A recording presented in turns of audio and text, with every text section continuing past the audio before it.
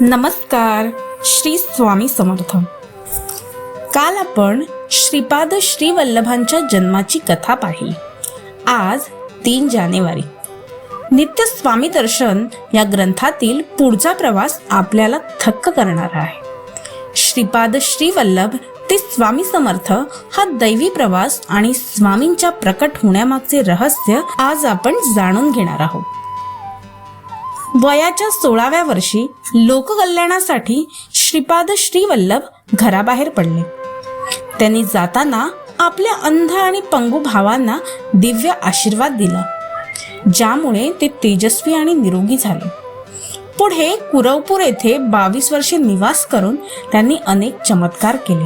ग्रंथात पुढे असे वर्णन येते की काही वर्षानंतर श्रीपाद श्रीवल्लभ हेच श्री नृसिंह सरस्वती या नावाने कारंजा येथे प्रकट झाले.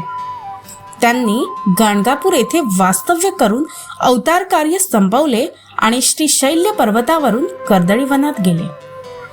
तिथे त्यांनी तब्बल 350 वर्षे समाधी लावली. याच कर्दळीवनातील एका प्रचंड वारुळावर जेव्हा एका लाकूड तोड्याची कुऱ्हाड लागली, तेव्हा त्यातून प्रकट झाले ते म्हणजे आपले अक्कलकोट निवासी श्री स्वामी समर्थ महाराज.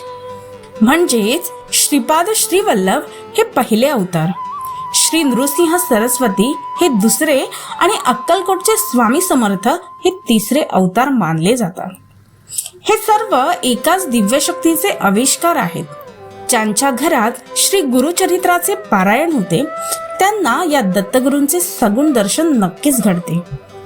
आजच्या या पावन दिनी स्वामींचरणी प्रार्थना करा. ही माहिती आवडली असेल तर कमेंटमध्ये श्री स्वामी समर्थ नक्की लिहा आणि माझ्या चॅनलला सबस्क्राईब करा. आणि भिवू नका, स्वामी तुमच्या पाठीशी आहेत. श्री स्वामी समर्थ.